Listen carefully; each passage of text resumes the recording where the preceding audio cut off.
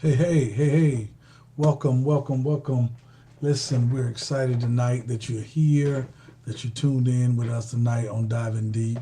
Listen, I'm going to give you a few moments to go ahead and text somebody, call somebody, hit somebody up, whatever you need to do to let somebody know that Diving Deep is live on the air tonight. We're excited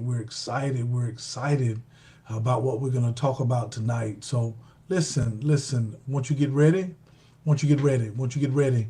If you're on Facebook Live, I want you to hit me in the comments section so that I know that you're there, and then we're rocking and rolling and moving forward.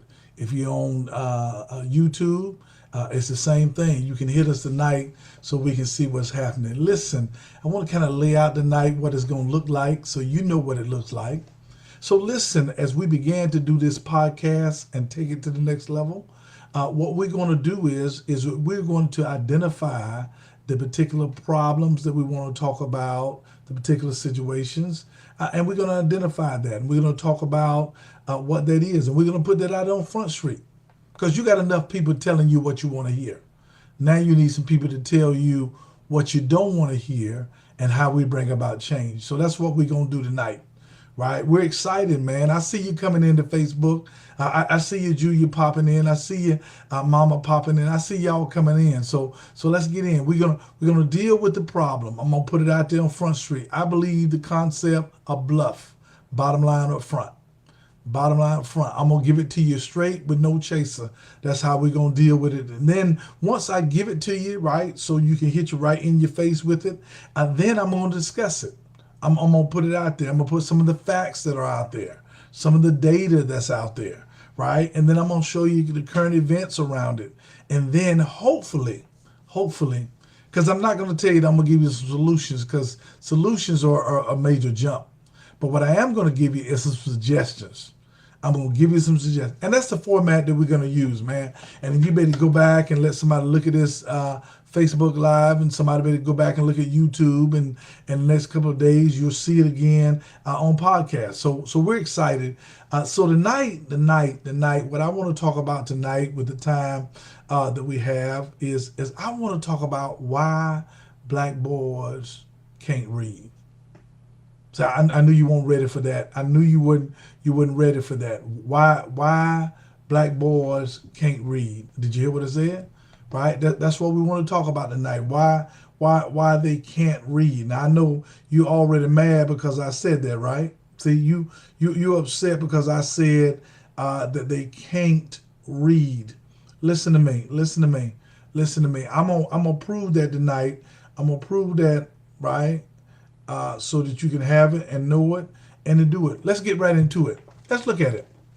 Right now, I want to tell you something, because we understand where we are and where we are in this country and how it works out. Right? The old saying that whenever it rains in America, it pours on Black America, and if it pours on Black America, then we talk about young black boys. They drown. They're drowning. Did you hear what I said? They're drowning. There's no way of getting around it. So we have to deal with it.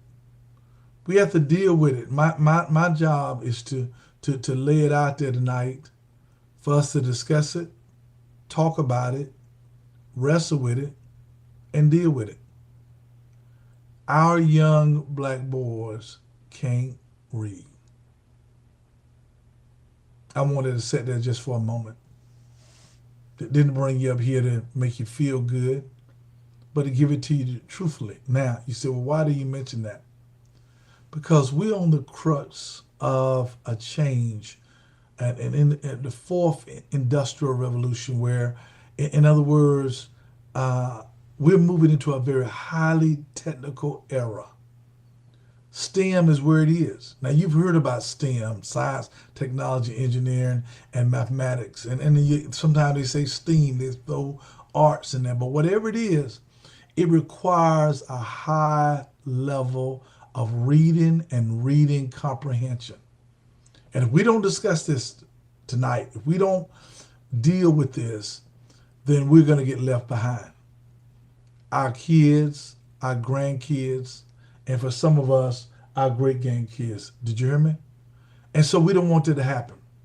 We don't want it to happen. Listen, we do not want it to happen. So now that we know what's coming in the future, it becomes incumbent upon us to prepare for that. Are you ready tonight? I see you on Facebook Live. Why don't you say hi to me tonight? Right? I see you. Yeah. It's good. It's good to be there. Good to be doing what we're doing.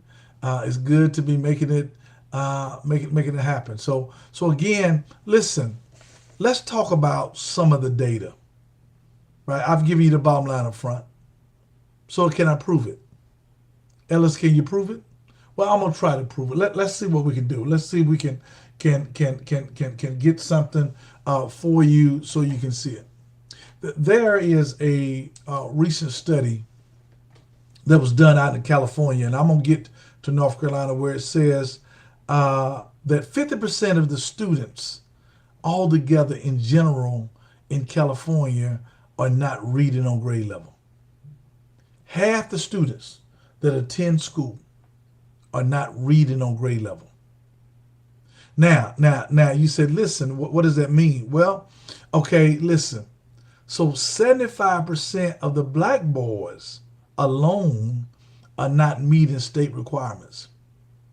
Now, let me explain to you what that means. That means 3 out of 4, right? That means 3 out of 4, right? So you got to understand the general application. See, sometimes we get stuck on the exception, and we get stuck in our feelings, right? We get stuck with it. Hey, SD Whitaker, how we doing?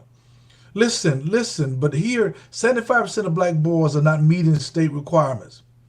80% of black boys by the 4th grade can't read. Let me say this again. Now, let me circle back around because I need for you to get this. 80% of black boys by the 4th grade can't read. Can't read. Now, don't get stuck. Don't get stuck. We got to go there, right? So when we look across the country as a whole, only 10% of black boys in the U.S. are proficient in reading. Only 10% are proficient. Now, I know you think that's shocking because you would think that if this is true, which it is, then we would be in outrage and uproar trying to make a difference. But I'm going to tell you strategically how this works in some people's favor. We have challenges with education across this country when you begin to look at it. But when you start to look at our white Americans, 8th graders, almost half of them, right, are proficient in reading. Actually, it's 46%. So about half of them are proficient at reading, but only 17% of blacks as a whole. That means including black boys and black girls. Now, there's a major gap between the proficiency level of black girls and black boys, right? Although as a whole, they are behind their white counterparts, but the gap between black boys and black girls is extremely wide. Now we have to investigate this. We have to investigate why is that so? Why is that so? Now one of the reasons is because when you look across this country, including North Carolina, you'll find that there are several programs, school programs for kids K through 2, K through 2nd grade. There's a lot of Head Start programs. There's a lot of, what we used to call More at 4. There's a lot of programs that help you K through 2, K through the 2nd grade. But after the 2nd grade, our boys literally fall off. The concern for our boys fall off.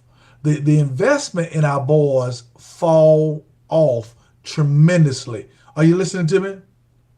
Right? Now, you say, well, okay, what is the effect of that? What does that mean?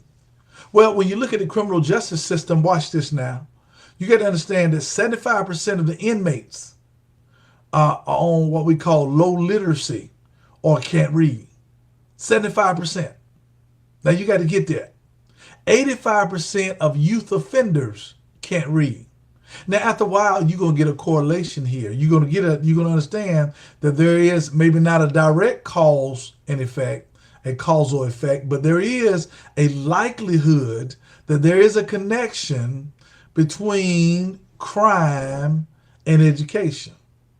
And if you wanted to address crime, you can't talk about addressing crime and not address the lack of resources in education. All right? So you said, well, Dr. Ellis, come on now. Come on, Dr. D. Why are we talking about this? Why tonight? Why are you talking about this particular thing? Well, let me just tell you what has recently happened. The Senate earlier today, late last night, released their budget here in the state of North Carolina. The budget was released, right? And in releasing the budget, you know where the cuts took place at? In the public education system. Now, when you look at the budget close enough, right? When you look at the budget close enough, what has happened is that there's a shift away from public schools, money-wise. I'm talking millions of dollars are now being put into voucher programs. What does that mean? That means that now the availability for vouchers for people to go to private schools are greater or more likely. Well, who goes to private school? Hey, Donna, what's going on? Who goes to private school? Think about what we're doing when we take money from the public school system that desperately need all the resources that they can get. There's a budget, right, that has been approved by the Senate, okay, that disproportionately moves money into a voucher program. Now, what that means is that people that want to go to private schools and other schools, Christian-based schools, whatever the case may be, would now be able to use taxpayers' money, watch this now, to even widen the gap. Right? To even widen the gap. Okay, all right. So let me put it to you this way. When you look across the school system, across the entire United States, right? You're talking, 50% of the public school system is filled by black children. 50%. Now remember, we only make up 12% of the population, 12 to 13% of the population. But yet we are 50% of the public schools. 80% of the teachers across the country don't look like me. 80% of the teachers do not look like me. So we have teachers who have some cultural competency challenges already that are teaching the majority of our black children. Are you getting this yet? So when you start seeing the cuts in public school monies, you're really talking about taking literally financial food out of the mouth of young black boys. Now, I know you want to be able to say and throw a whole lot of things at that and say, well, if we didn't have single parents and single parenthood proliferating in the black community, then we wouldn't have this problem. That may be true, but it's incomplete. Because if it was all true and totally true, then the gap between black girls and black boys wouldn't be so wide. There has to be other factors. There have to be other factors. And we have to talk about this. We have to be willing to come up on the radar and have a serious conversation. A serious conversation. Is there something psychologically? Is there something culturally? Is there something nationally that sees young black boys as expendable? See, I know you're not going to say it tonight because that just hit you right there, right between the eyes, and we're not ready to have that courageous conversation.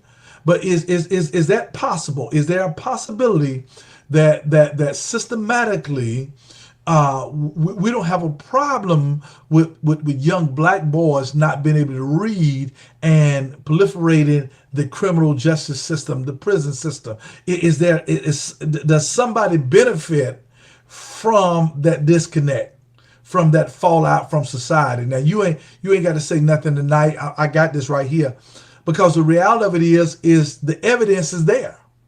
The evidence is in the results, right? Because if it was just a single parent problem, then black girls would have the problem too, right? The disparate gap wouldn't be what we know it to be.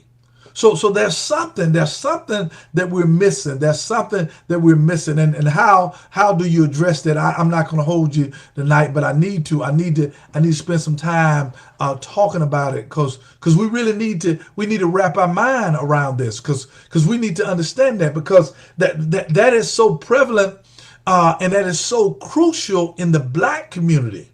If we start talking about turning it around in the black community, we got to do something about our young black boys. We cannot leave the culture, and we know that the culture of any particular race is normally handled by the women, but we cannot leave this solely in the black community for the women to solve. We have to solve it together. So tonight I want to talk about some suggestions. I want to put some things out there. I want to tell you for a communal plan that we ought to have. I want to talk about a familiar plan, what the family ought to be doing. And then I'm going to talk about what I suggest to you individually that maybe some of our young black boys need to be able to do, right, in order to address this. Are we ready tonight? How's everybody doing? Everybody good? Everybody good? Everybody ready for this? This ain't too deep for you, right?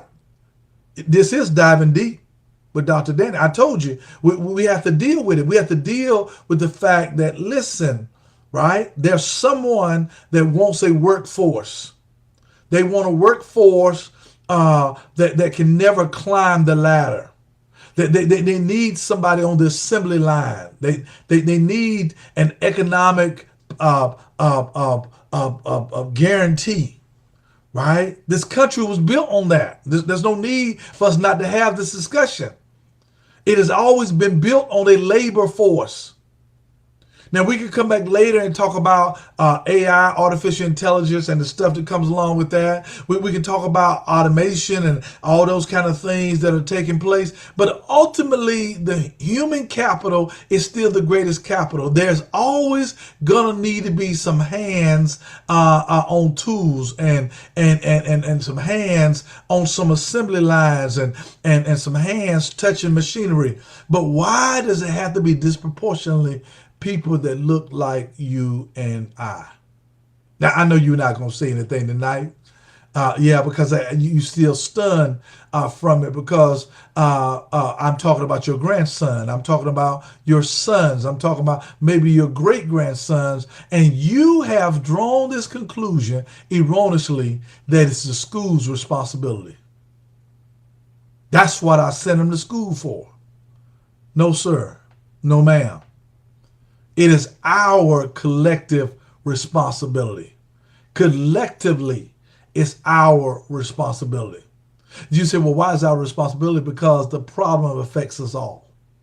The problem affects us all. Okay, you say, well, it doesn't affect me. Yes, it does. Because I just told you that the lack of education undergirds crime. When I laid out the data on the criminal justice system. So when you start talking about crime, now I know you can hide behind the idea that you live on another side of town and all the crime is on the other side of town, and it's the police job to keep that crime over there from coming over here. But the reality of it is, watch this now, whenever the educational level in a particular community is substandard, then industry doesn't come. All of that is looked at. The health and wellness of a community includes its educational status. So that's important for all of us, for every one of us. That's why we have to have this conversation tonight. That's why we need to talk about it. That's why tonight, when I offer these things to you, I want you to jot some of them down, pen and paper. That's what it's all about. Right? And being able to do that. It's time for critical thinking. It's time for you to sit down with your grandchildren and ask the question.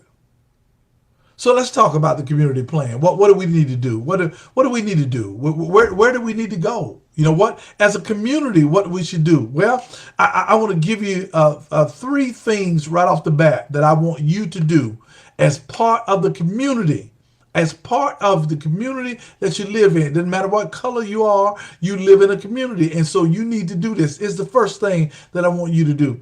I want you to challenge the school board about the reading curriculum. Watch this now. The reading culture and the reading context. Let me say it again. I want you to challenge your school board members about the reading curriculum. The reading curriculum. I want you to challenge them, right? Wherever you live, you have someone on the school board who represents your district, your ward, depends on where you are. You need to ask them as school board members, right? What is the plan? What are we doing around the reading curriculum? What are our young black boys asked to read? What are they asked to read? Can they relate to what they've been asked to read? What is the culture of it? Are there any black artists in there? Have they ever heard of the book Who Owns the Ice House? Or any of those kind of things that has a focus on black boys, right? Is any of that out there? Is that available, right? Because here's the thing, man. Nobody stays geared up for something that's boring to them.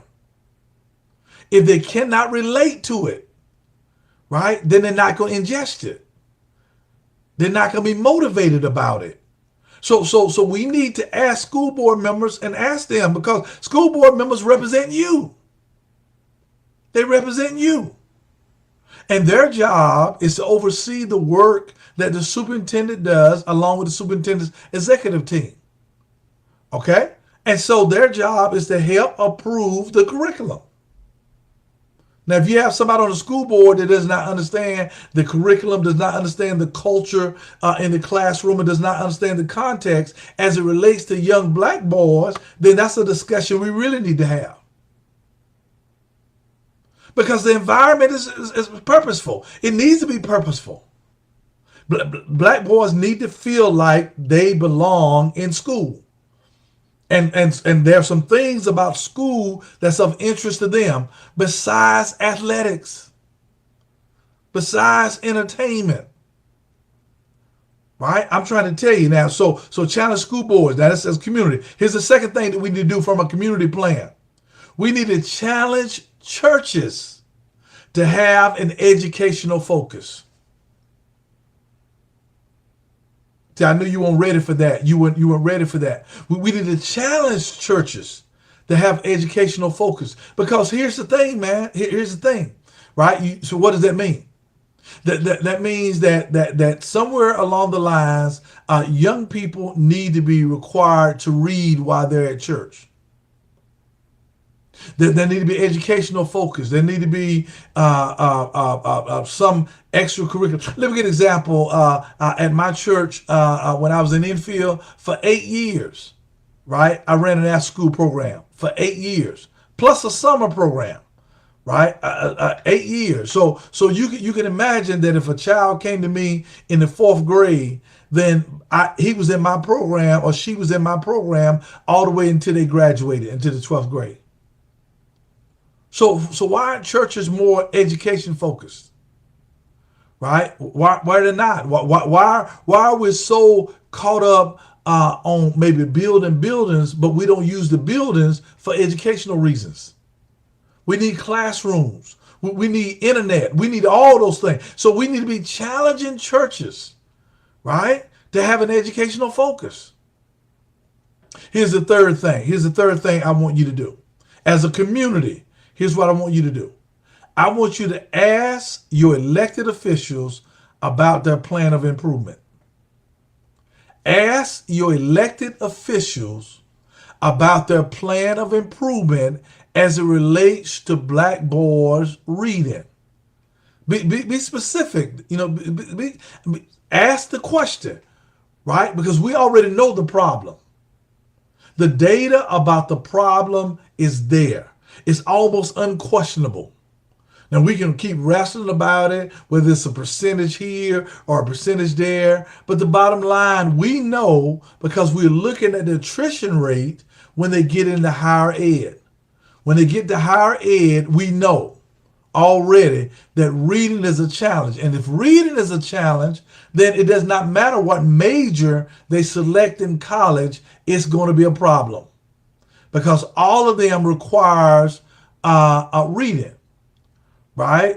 I mean, they do. See, a lot of people don't understand that when you come to college, it doesn't matter what your major is, that there are certain English classes that they have to take, right? And some of those have to be what we call intensive writing courses, right? Intensive writing. So there's no need to tell your son or daughter that they're going to nursing school and they know nothing about intensive writing. Because they will take intensive writing courses, right?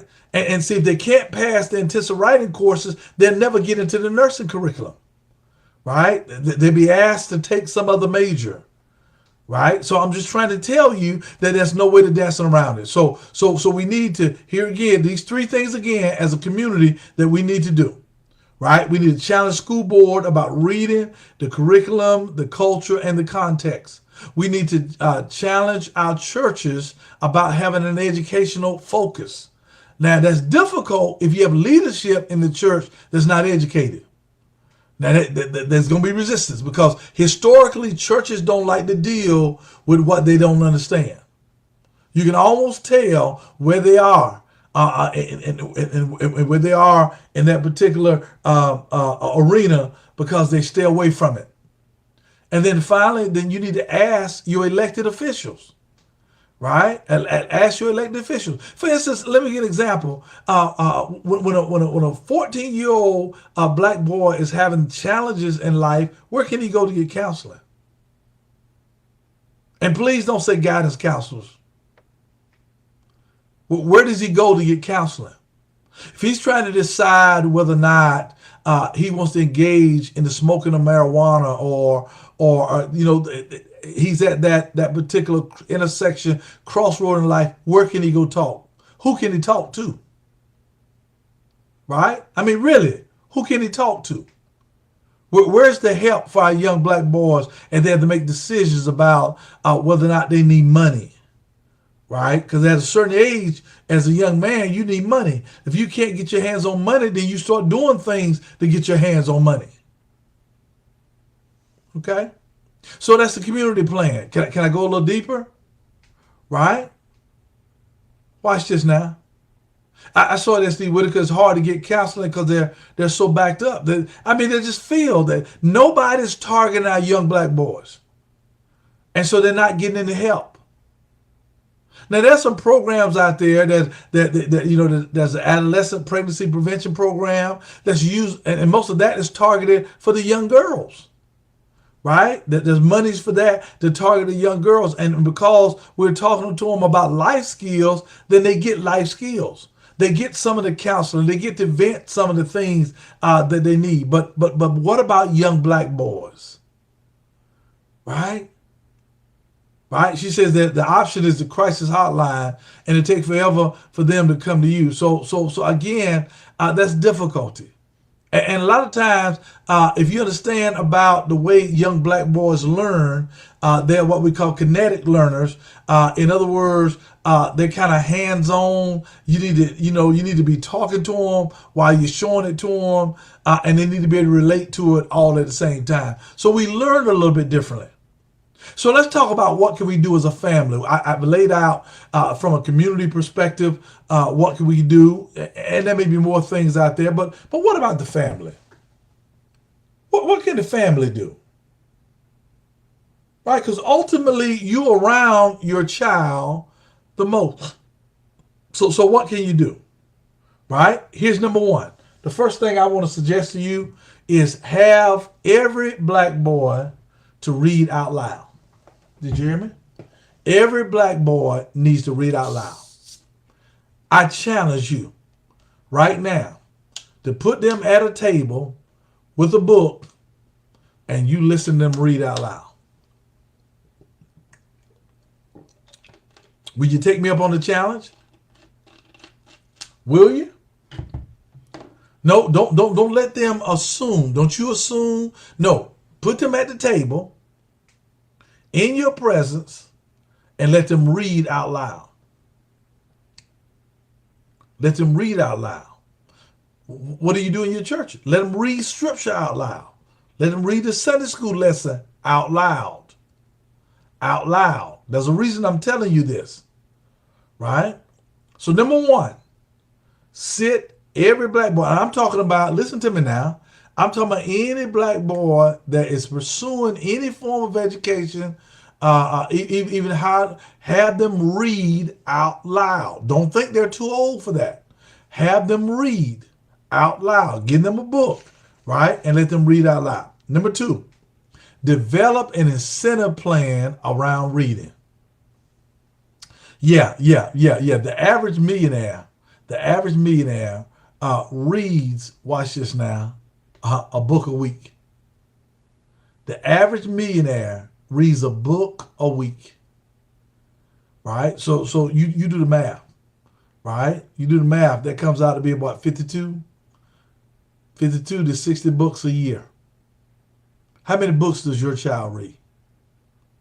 What book is your child reading? When your grandkids come over, right? Do you talk to them? Right?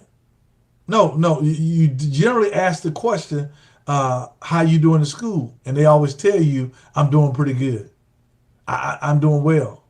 Now, here's the challenge of that. I'm going to challenge you about that. Listen to me, family, because I know what was happening during COVID, right? I know what was happening during the pandemic. Our kids were online, but they really weren't getting, their grades were higher than their ability. Their grades were, I know for a fact, and I'm telling you what I heard, I'm telling you, I know what it was because I had children that I was putting in learning programs, and I saw the challenges online as they were getting tested. But then I saw the grades on the report card. And there was a difference between what they were really able to do and the grades that they were having. The grades. So they were overinflated. See, I knew you weren't ready for that. You weren't ready for that. So that's got to happen, right? So here it is. There's got to be an incentive plan, right? An incentive plan. Watch this now. That they read a certain number of books, right? And if they read a certain number of books, listen, we used to pay kids to take out the garbage. We used to pay them to hang clothes out or whatever it was that we paid them to do, right? Why not? What's wrong with an incentive plan that's going to, in the end, bless them in the long run?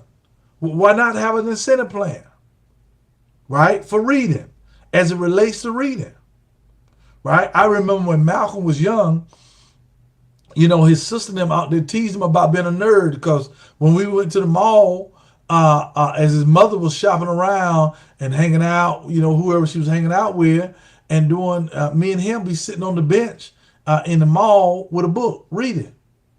Or the first store we would go to is the bookstore. You said, well, did that matter? Well, last Saturday he graduated with his MBA. So it works. It works. When you make reading important, they make reading important. So you have to have an incentive plan. Now, here's the third thing that I want you to do as a family member. Listen to me. This is what I need for you to do as a family member. I need for you to talk with your educators about their approach. See, our problem is that most of the time we go to the school when there's a problem. So how do you keep parents from the school? It's don't identify a problem. Right? But you should attend every possible opportunity at the school to ask the questions. Right? It ain't just about Raheem grade, right? It's all those other things that come along with that, right? What's the approach? How do you talk to him? Does he raise his hand? Is he involved in the class? Or, what kind of learning is he? Talk to the educator about your child, about your grandchild. I know in Halifax County, I can tell you that 33%, one third of all the children that go to school live with their grandparents. So grandparents have to be involved in education, right? Because listen now, in the long run, right, the gap is going to get wider if we do nothing. So we have to do something. There's no way to get around that. There's no way to avoid that. Now, so we have to talk with educators about their approach, right? And then watch this now. As family members, we need to challenge fraternities and sororities about their educational involvement. These Divine Nine, right, were founded, most of them, around education. And somewhere in there, one of their pillars, one of their platforms is about education. I can tell you that. They were founded on college campuses. They have an obligation to do things. Some of them have baccalaureate programs. Some of them are school teachers. But they all should be challenged around what are you doing to address the gap that we're seeing with young black boys, right? What are they doing? What is their program, right? Ask the question, right? Ask the question. It's not about the next bowling event. There's nothing wrong with that. It's not anything wrong with what we're doing, raising money for a scholarship. All that's important. But where is our hands-on with these young black boys? Right? We need to ask the question. Challenge our fraternities and our sororities. Right? That's the fourth thing. Now here's the fifth thing. It's going to get tough, right? As family members, you need to de-emphasize, watch this now, expensive clothing. You need to de-emphasize expensive clothing. I do not want to see young boys, black boys, can't read good and wearing Air Jordans, Nike. Why are we wearing name brand clothes, right? Watch this now, when we're not going to make name brand money? Because when we get them hooked on these expensive things, these material things, right, then they got to have money. And if they don't have the reading skills, they don't have the education, again, the enticement of crime is there. And I know it seems like oversimplification. I know there's a whole lot of other prongs in that fire. There are a lot of other variables in there. And I don't have time to deal with all of that. But the reality of it is that an underachieving child becomes a risk later on in society. It's just the way that it is. It's the way it operates. Okay, you don't believe that? Talk to some kids that have been incarcerated. Go to the Edgecombe youth center, whatever it is, the juvenile youth center, S.D. Whitaker. You worked out there. Talk to some of those young boys that are there in those youth center, right? And find out that where their challenges are. And you'll find out that many of them have gotten in trouble trying to make money, trying to earn money without the education that they need. And we in the black community have to begin to de-emphasize the external and start dealing deeper with the internal. Now, you can go to any other podcast, you go to any other broadcast, and folk can tell you what you want to hear. Right? I mean, because we got enough of that out there. There's enough of that on social media that's feeding us this frenzy as if there's nothing wrong with us. But yet, when we go to the bank, when we go to financial institutions, and we actually look at the data there and look at the financial struggles that we're in, and we look at home ownership, right, in the black community hovering around 40%, right? That means that 6 out of 10 people that are black never own a house. I mean, so what is the source of this? Is we got to deal with the root issues here around education. right? We have to talk about it. We have to deal with it. And you don't have to say anything, but it's there. So we have to de-emphasize expensive clothing. You walk around here with a Gucci belt on and Louis Vuitton belt on, and you don't even know who Louis Vuitton really is. You don't really understand who owns those companies. That the richest man in the world right now owns Louis Vuitton and Hennessy and all those kind of things. That many of our rappers are making their money selling alcohol to our community. See, we don't want to have those discussions. We don't want to have those courageous conversations, right? We just want to dance around. So there's a community plan that we need to have. There's a family plan that we need to have, and then there need to be some individual things. And I'm gonna give you this, and I know this is bothering you, but individually, what can our young black boys do individually? Well, the first thing they need to do is we need to increase their vocabulary exercises. Their vernacular, their vocabulary. On the average, and it's not absolute, but from a technical perspective, our young blacks are growing up with about 400 words in their vocabulary. Our white counterparts are 3 to 4 times that. Ellis, how do you know? Because standardized testing, even though we've decided not to use it, right? There's an upside to that and a downside, right? Don't forget the downside now. There's an upside and a downside when you do away with standardized testing. Because when you do away with standardized testing, then you have a tool that's no longer present that you can utilize to be able to say, my child should have got selected. My child should have got admitted. My child should have got a scholarship. So instead of having an empirical data based on a particular score, even though historically we didn't score quite as well for a whole lot of reasons, but when we did score well and we were omitted, then we had a stronger tool and a stronger argument than we do right now. Okay? But the problem with standardized testing and testing in general is that if you have a limited vocabulary, right, then your writing skills are going to be low. You say, well, I don't need to write. I'm not going to be an English major. Well, in order to get, watch this now, a degree in business, you need to be able to write an executive summary. An executive summary. And an executive summary need to be at a certain level. Or they can have the pedigree testing, which is now taking over universities, where they're requiring you to have a certain level of proficiency in order to graduate with a degree, no matter what. See, that's a move across the country.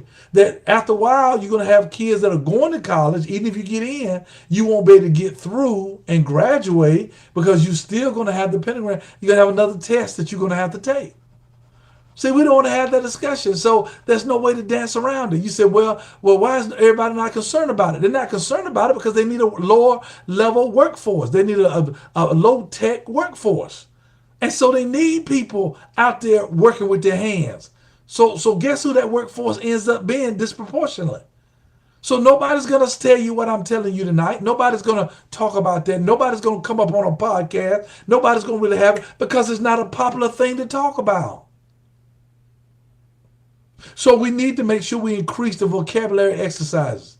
In other words, watch this. When your child is young, if you got a DVD player in the back that's got the pictures, instead of letting them watch cartoons, and there's nothing wrong with that. But why not have some educational stuff that they got to listen to while you go into Myrtle Beach? Or while you go into Atlantic Beach or wherever, Kings Dominion, wherever you go. They don't get to sit back there and play games on cell phones all the time. That leads me to the second thing that you need to do as an individual and monitoring them is make sure you decrease or limit their social media time. Research has shown that social media is the greatest distraction right now to young black boys right? Social media, to blacks as a whole. Watch this now. When the research was done on social media a couple of years ago, a friend of mine actually was a part of this research, and they found out that our Asian brothers and sisters use social media the most, percentage-wise, followed by African Americans, by blacks. But blacks, unfortunately, were using it for entertainment. Other people were using it for research, watch this now, and other people were using it for business and conducting deals, looking for jobs or whatever it is. But blacks in general were using it for entertainment. There's nothing wrong. There's nothing wrong with, I know out in Missouri or somewhere, Montana, somewhere right now that they're trying to do away with TikTok and that kind of stuff or whatever it is. But in your own circle, with your own children, right, you need to make sure that they're not on social media all the time. In the middle of the night, right, you need to wake up and go in there and see what they're doing, right? Make sure they're not on their phones. And maybe if they're not performing at a certain level at a certain time, they need to give up the phone. They cannot be sitting at the table doing homework with a phone. You know, they're on social media trying to text and Instagram and WhatsApp and all that kind of stuff. They're trying to do that and do their homework at the same time. Right? We're going to have to do something different. The third and final thing that I want you to consider, right? Attend churches that are meeting the total family need. Why do you attend the church that you attend? Does it make you feel good? Is the music department good? Right? Is the tonicity of the preacher good? What about what your children are getting out of it? Where's the emphasis? Is there emphasis in education? Is the church taking them on educational trips? Is the exposure there? All of that matters. All of that matters. Now, we can spend time talking about choices that our young folks make, our young girls make, which boys they choose to be with or have children with. All that's a discussion we need to have, right? But once children are here, right, there's a societal responsibility that we have, that all of us have, right? And we need to ask the hard questions. We need to wrestle, right? We need to push because here it is, man. The bottom line is when water rises, everybody in the boat goes higher. We all do better. All of us in society does better, right? When our black boys do better. So I'm asking you tonight, you know, what are we going to do about the fact that our black boys can't read? You said, well, that's not true. I know they can read. When the last time you looked at the graduation rate? And I'm not talking about people who like people and give grades. They don't mean nothing to me. Because watch this, when they get to the next level, because one of the worst things you can do, right, is give what I call false encouragement. Right? You encourage them, right, to go to college and they're not prepared. Because when they get to us, when they get to that next level, right, after the first 5 days and the census is taken, right, and if they don't understand what's going on in the classroom, if they cannot relate to the examples that are there, if they fall behind on the reading assignments, they're going to stop coming to class. And if they stop coming to class, then they, watch this now, then it's going to get even worse. And you would never know. You would never have any idea until, watch this now, you spent a tremendous amount of money. Matter of fact, I cannot remember offhand the number of student loans, the percentage of student loans that are owed to non-college graduates. That non-college graduates owe student loans. See, people get it wrong. When they talk about student loans, they get it wrong. Here's the real fight about student loans. I need for you to understand this. See, it's not about I went to school and I graduated and now I don't want to pay back my student loans. We have a great percentage of people that look like me who have student loans that are in default, who never graduated, and then don't earn the money where they can afford to pay back even the money that they got for student loans. They can't pay it back. It's not that they don't want to pay it back, but they don't have the income because they never got the degree. See, that's the discussion that nobody wants to talk about. And so in our community, we have a lot of student loan defaults because they never finished school. They were let in, they were admitted, but watch this now, there was nothing designed for them. Nothing specific was culturally for them.